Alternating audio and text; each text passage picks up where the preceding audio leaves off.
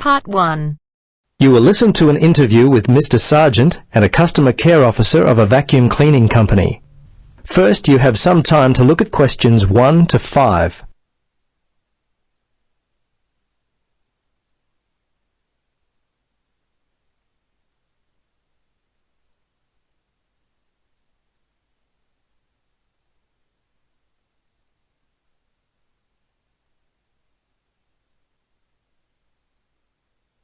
Now, listen carefully and answer questions 1 to 5. Hello. Yes, hello. It's Tom Burlinson calling from Clean It Vacuum Cleaners. Mr. Sargent, is it? Yes. I understand you recently purchased a vacuum from us. Is that correct? Yes, that's right. Well, this is simply a call to find out if you've been happy with your purchase. Our company prides itself on its after-sales service. Just because you've bought from us doesn't mean you're no longer important to us. Could you spare a few moments to answer some questions? Sure. How long will this take? Well, not long at all, Mr. Sargent. Usually only about 3 or 4 minutes. Okay. What would you like to know? Okay, great. I'll just go through the survey form and if you'll just bear with me, this shouldn't take long at all. Okay, first question. Which model did you purchase and when? Yes, it was the super cleaner. We bought it about 2 weeks ago. Let's see, it was a Monday, I think, because my wife's birthday was on the Sunday, 24th. That would make it the 25th. Yes, August the 25th. Okay. Now, do you remember the name of the salesperson? Was he worth remembering? Yes, his name was Jim. My wife and I were very impressed with him. He was a great source of information, very helpful. Great. I'll make sure that your kind words about Jim are passed on to him. Okay, now let's see. Yes. Have you purchased any other products from us this year? Oh, let's see. Of course, we bought the super cleaner. I think that's all. Well, we bought some vacuum bags with it as well. I think Daisy bought some carpet cleaner from your store back in February. That's about all, I think. I have to ask my wife about that one. She's not here at the moment. No, that's okay. Your answer will do fine. We don't have to be too picky. Okay, so how much money would you say you've spent, all told, in the store? Just an approximate amount will do fine. Wow, that's a difficult question. I don't really know. The vacuum was £150. The other stuff, I'd say around £15, I suppose. The total was around £165. But I couldn't be totally sure. It may be a bit more than that. That's fine. Now, the next thing on my list is how would you rate the quality of the products you purchased? Good, actually. Very good. So far, we've not had any problems with the products from Clean It. Service and value have been very good. So I guess you have a loyal customer. Oh, wonderful. I'm really pleased that your experience with our company has been a positive one. Tell me, do you purchase any other items of cleaning equipment? If so, from whom? I'm very fussy about the interior of my car, you know.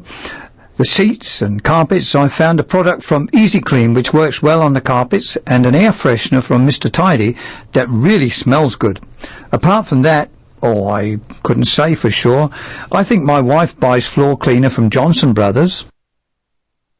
Before you listen to the rest of the conversation, you have some time to look at questions 6 to 10.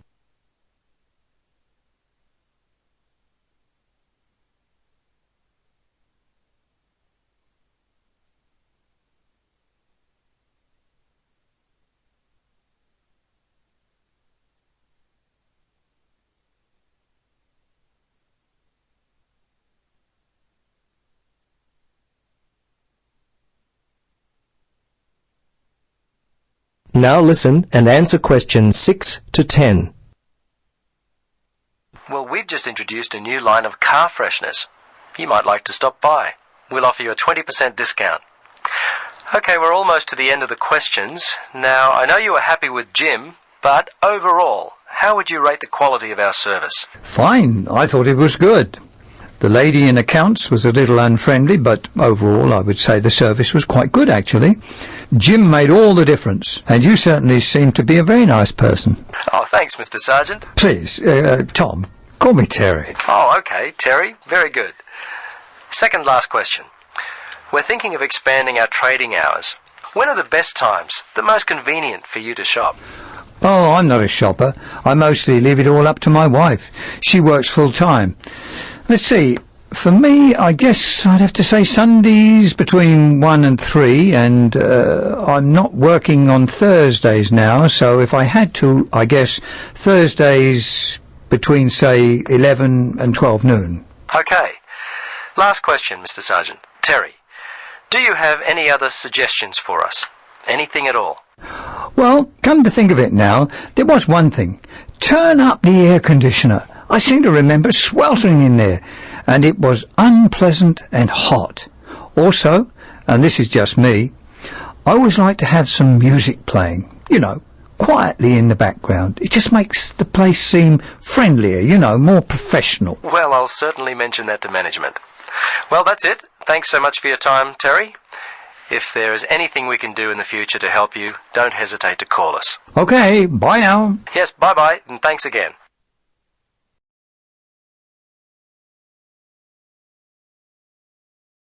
That is the end of part 1.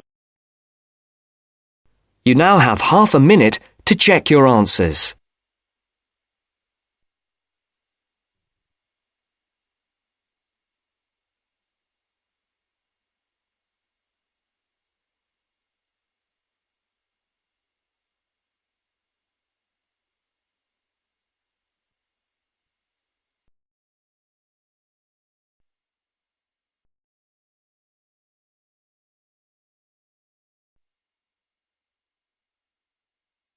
Now turns to part 2. Part 2. You will hear a flight attendant talking to passengers on an airplane. First, you will have time to look at questions 11 to 15.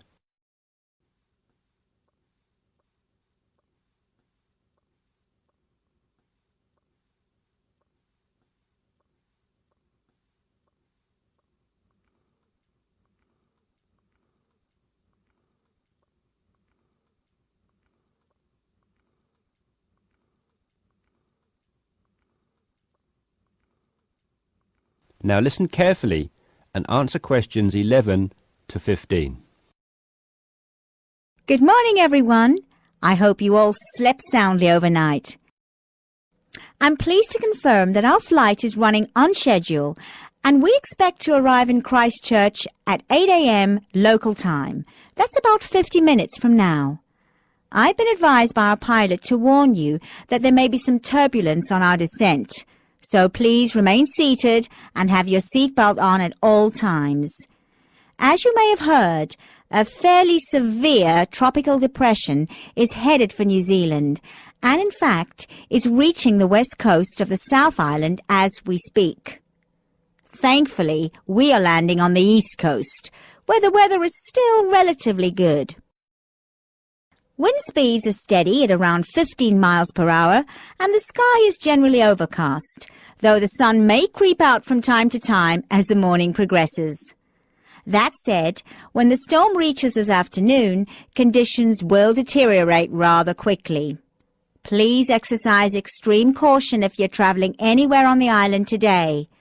As I said, the storm has already made landfall on the west-northwest coast, and we're getting reports of high seas and very strong winds of around 75 miles per hour, with gusts up to 110 in Collingwood. Heavy and thundery rainfall is also being reported there. The Southern Alps are experiencing severe blizzard conditions, and there is a virtual whiteout on the roads.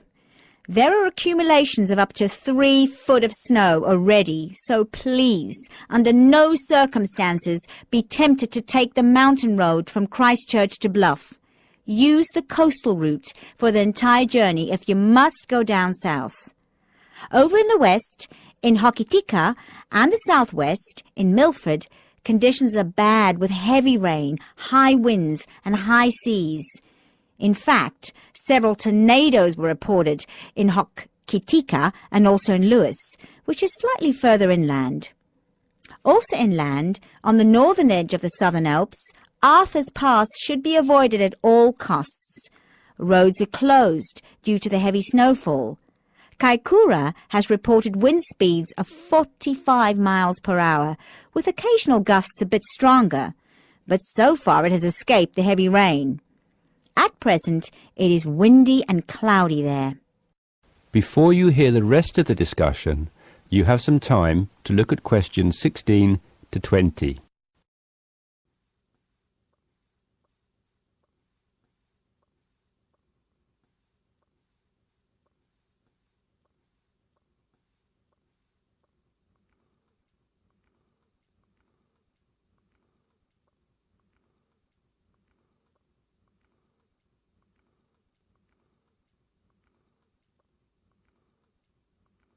Now listen and answer questions 16 to 20.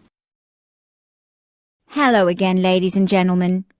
We should be landing in approximately 10 minutes' time.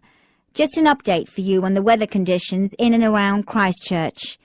We expect the storm to reach us by approximately 1 p.m. Town officials are closing all roads out of town as conditions are simply going to be too dangerous, with the risk of falling trees and flying debris too high. Roads will have officially been closed for 30 minutes by the time we land at 8 a.m. Passengers whose travel plans did not entail an overnight stay in Christchurch, we would like to extend our apologies to you on behalf of the Christchurch Town Council for the inconvenience caused. However, it is in the interest of safety that these steps have been taken. Those of you without accommodation should go straight to our customer service desk at the airport, where a council official will be waiting to take you to temporary shelters in the town. Those of you who are staying in Christchurch should go to your hotel and follow the instructions of staff there. It may yet be necessary to evacuate you down to the shelters as well. This decision will be made by hotel staff who are monitoring the situation very carefully. The storm has made a direct hit on the island. The storm eye is expected to arrive in Christchurch at about 4 p.m., after which a brief period of calm will be experienced. The western wall of the storm will then hit at approximately 4:30, and the extreme winds and heavy rain should have improved by about 7 p.m. All roads will be reopened from 9 p.m. onwards. However, we're advising people to refrain from driving unless absolutely necessary, as conditions will be extremely hazardous with a risk of flooding everywhere.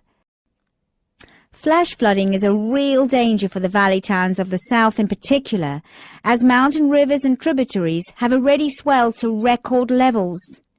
High winds have already caused massive power cuts in West Coast towns, and a string of major tornadoes have caused havoc across the Midlands. If at all possible, stay in Christchurch until tomorrow morning, when the clean-up will begin. And, above all, stay safe. That is the end of part 2. You now have half a minute to check your answers.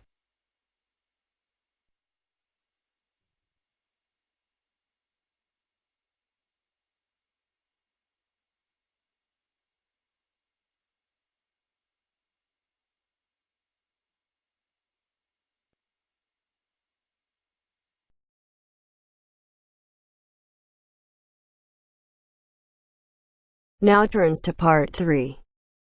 Part 3. You'll hear 2 university students discussing a social science lecture they attended. First, you have some time to look at questions 21 to 24.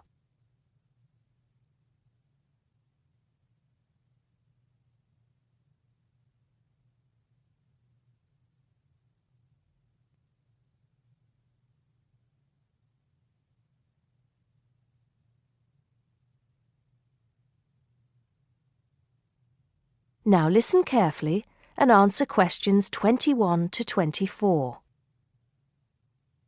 Did you go to the first social science lecture yesterday? Yeah. Didn't you see me there? No. I was trying so hard to understand the lecturer. What didn't you understand? A lot of it, really. For example, he said we needed to study history as part of the course, but I didn't get why. You probably missed it. He said early on that we need to learn from our past mistakes. Right. But he also said we need to put ourselves in the place of our ancestors. Why is that? I think the point is that it's not enough to know how they lived and what they did. We need to know what they thought. I see. And I've written transferable skills in my notes next, but I have no idea what that means. If you study social science, you learn skills that you can use in a job. Oh, right. Is that all? Okay, but why is that? The point he made was that in studying social science, you use a flexible and adaptable approach to learning. Before you hear the rest of the conversation, you have some time to look at questions 25 to 30.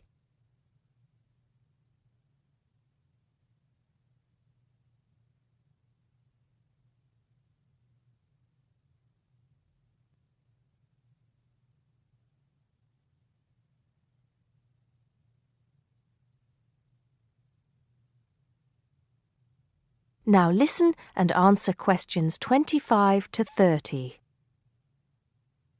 He also kept mentioning all the other subjects we will need to study as part of the course. I didn't write them all down, did you? Some of them. I think I can make sense of my notes. The first one was anthropology, which he said would cover prehistory and archaeology as well. Okay. Then there's economics.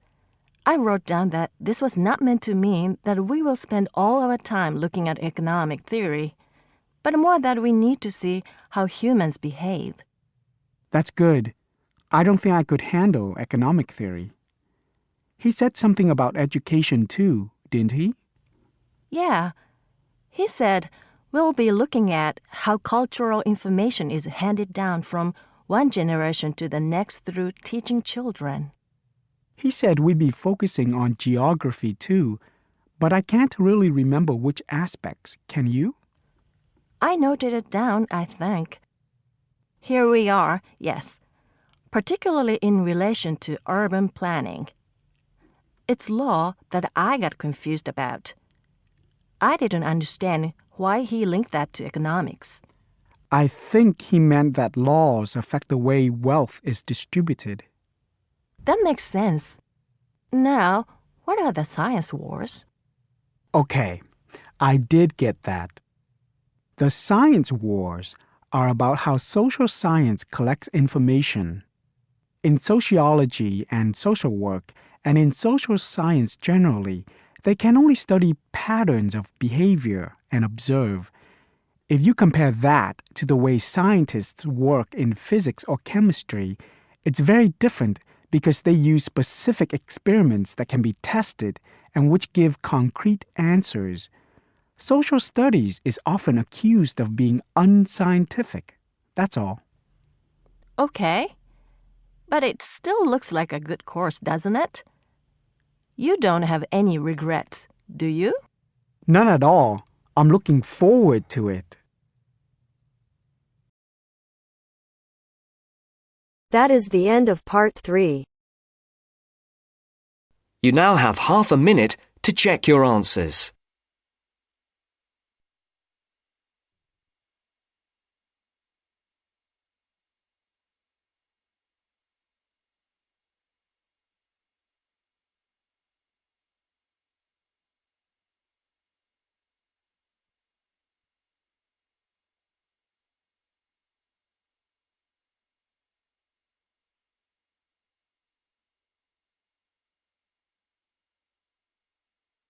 Now turns to part 4.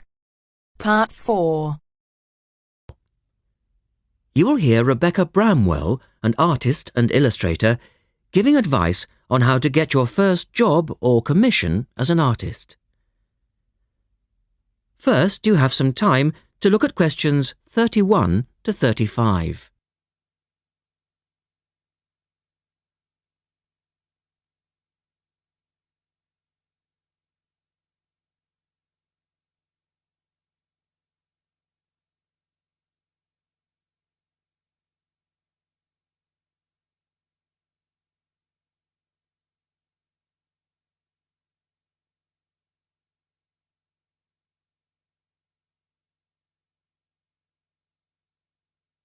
Now listen carefully and answer questions 31 to 35.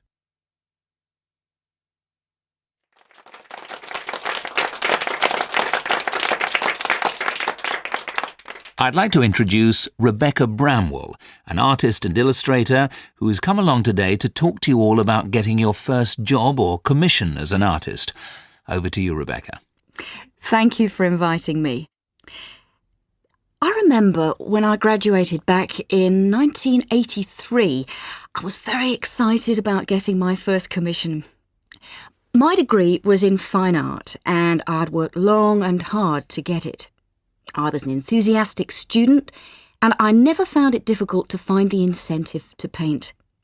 I think as a student you're pushed along by fellow students and tutors and the driving force is there.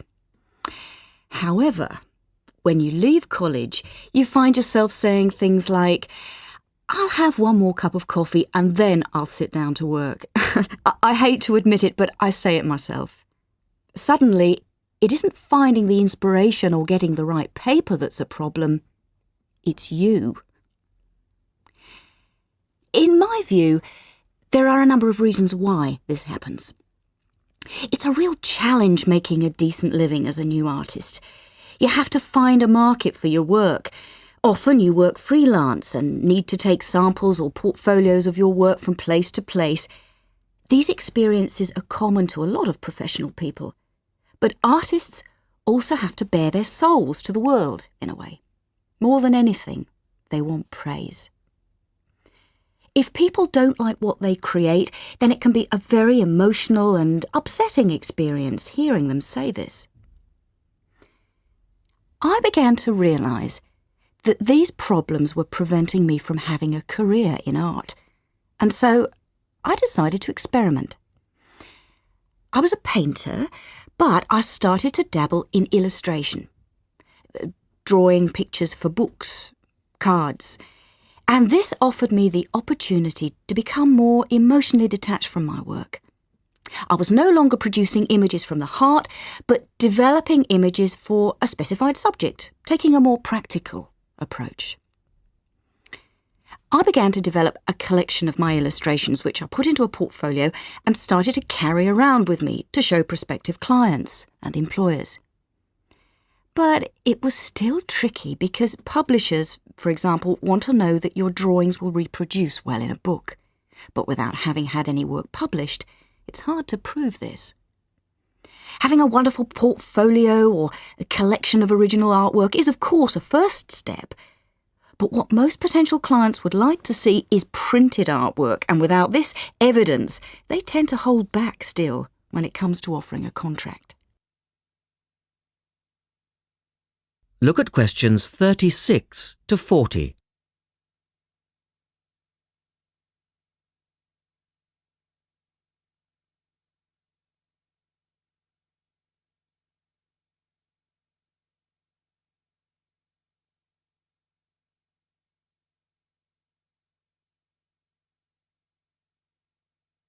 Now answer questions 36 to 40.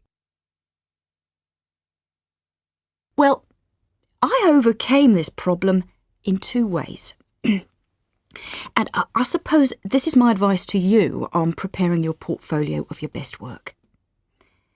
The first way was by submitting my work for a competition. And the one I chose was for a horoscope design and was sponsored by a top women's magazine. There are a few of these competitions each year, and they offer new illustrators an opportunity to showcase their work. The other approach I took was to design and print some mock-up pages of a book. In other words, I placed some of my illustrations next to some text in order to demonstrate how my work would look when it was printed. Perhaps I was lucky in that I had taken a degree that provided me with all-round creative skills so that I could vary my style and wasn't limited to a certain technique. Now, I think that is important. The art world and many other creative fields do try to pigeonhole people into snug boxes with an accompanying label. Now, I think you should try to resist this if you feel it happening to you. If you don't, You'll find it difficult to have new work accepted if you try to develop your style at a later stage in your career. Nevertheless, when you start out, and particularly when you're going for an interview, it's important not to confuse people by having a lot of different examples in your portfolio. One remedy for this is to separate your work into distinct categories. In my case, I did this by dividing my design-inspired illustrations from my paintings. It's then easier to analyse the market suited to each portfolio, such as magazines, book jackets, CD covers, etc. Working under two names is also useful, as it clarifies the different approaches and offers a distinction between them. I think it's been hard for artists to be recognised in anything other than the pigeonholes that they've been placed in. But luckily, these barriers are slowly being demolished. So I really do wish you all the very... That is the end of part 4. You now have half a minute to check your answers.